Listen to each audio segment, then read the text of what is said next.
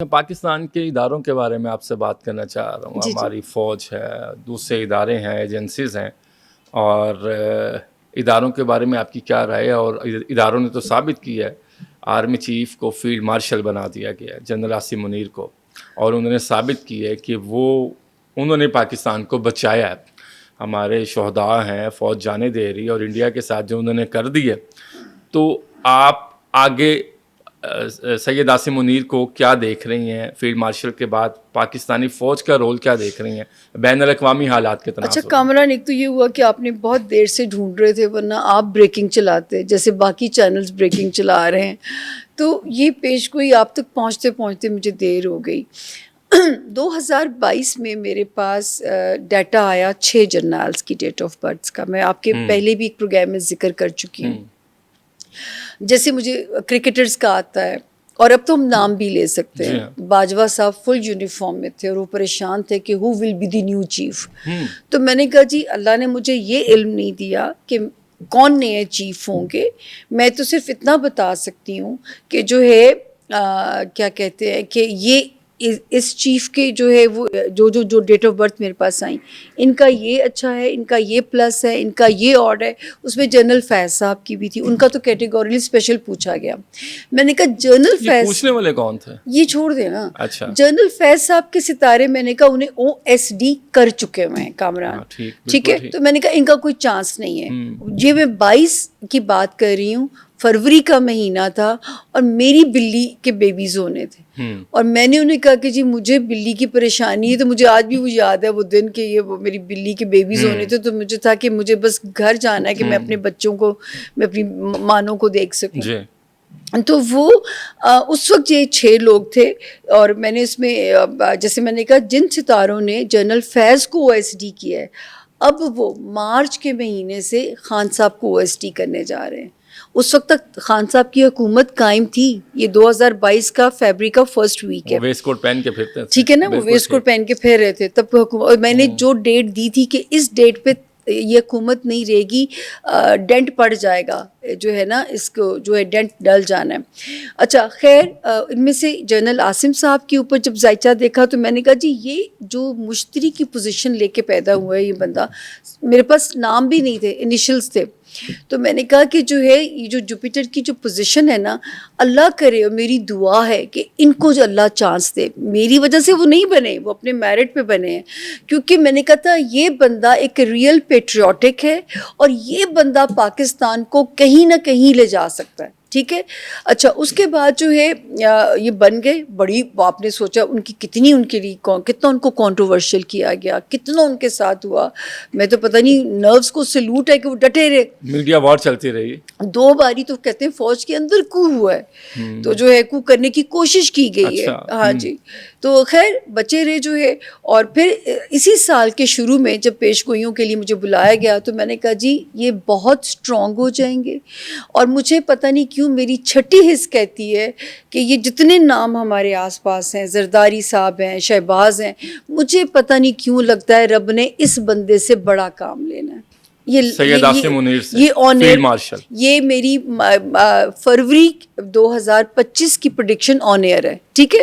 ابھی 1 مئی کو بلال کتب صاحب کے شو پہ میں نے کہا کہ آپ دیکھیے گا جب 2027 آئے گا، اس جو ہمارے فیلڈ مارشل صاحب ہیں، اب تو فیلڈ مارشل ہی کہنا پڑے گا نا، جنرل عاصم منیر صاحب. تو میں نے کہا تھا ان کے نام کا ڈنکا انٹرنیشنل لیول پہ بجے گا، انٹرنیشنل لیول پہ ان کے نام کا ڈنکا بجے گا. تو اس وقت یہ میں نے پریڈکشن دی. بالکل آپ کی ٹھیک بات. اور مستقبل میں آپ دیکھ رہی ہیں کہ اللہ تعالیٰ نے ان سے اور کام لیا.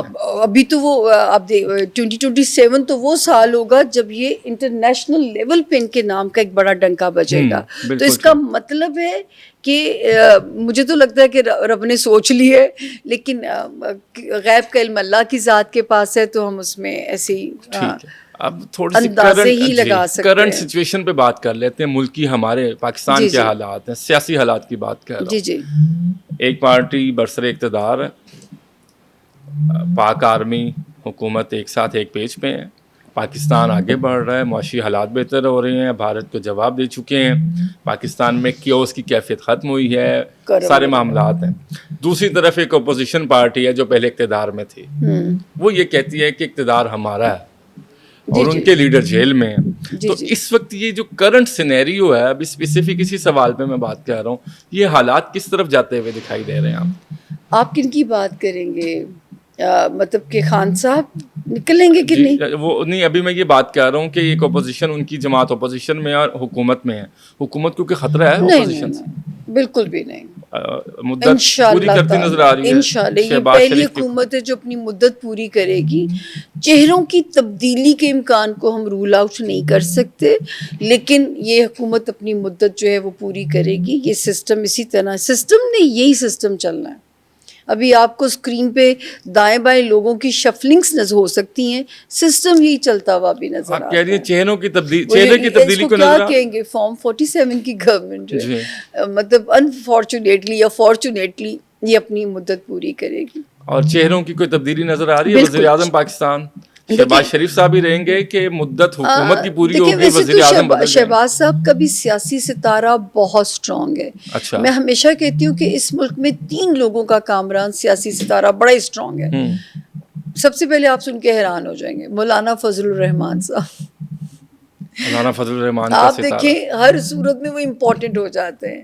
عمران خان صاحب, جتنے بھی یو ٹرنز لے لیں ان کی پاپولیرٹی کو ماشاءاللہ کوئی فرق نہیں پڑتا. اور شہباز شریف صاحب. تو اس ملک میں یہ 3 لوگ ہیں جن کا سیاسی ستارہ جو ہے وہ بہت اسٹرانگ ہے. نہیں تو عمران خان صاحب کا بھی اگر ستارہ آپ کہہ رہی ہیں اسٹرانگ ہے, تو آپ نہیں سمجھتی کہ انہی سے خطرہ ہوگا حکومت کو, اور حکومت کو ظاہر اب تو تحریک عدم اعتماد کی بات بھی ہوا میں آ گئی ہے, ابھی گراؤنڈ میں نہیں آئی. نہیں اس سے مجھے گورنمنٹ کو کوئی ایسا خطرہ ملتا ہوا مجھے تو نظر نہیں آتا کہ گورنمنٹ کو کوئی خطرہ ہو سکتا ہے.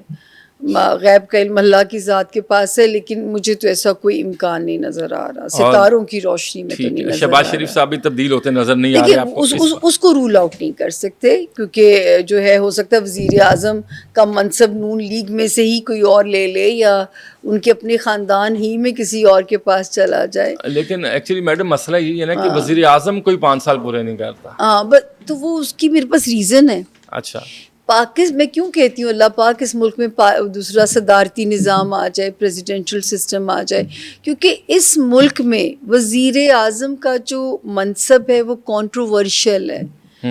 آپ پچھلی ساری ہسٹری اٹھا کے دیکھ لیجئے, یا وزیر اعظم نااہل ثابت ہوتے ہیں یا کر دیے جاتے ہیں. ٹھیک ہے نا؟ کس کو کیا گیا, کس کو نہیں کیا گیا؟ ہر کسی کو کسی ریزن کی وجہ سے تو بھیج دیا گیا. لیکن اس کا تعین کیسے ہوگا کہ وہ وزیر اعظم بتا دیجئے جس نے پورے 5 سال پورے کیے؟ نہیں کی, اس لیے میں نے سوال اس لیے کہ پاکستان کے ذائچے میں ہی کنٹروورشل ہے. اس ملک میں جس دن سسٹم بدل گیا,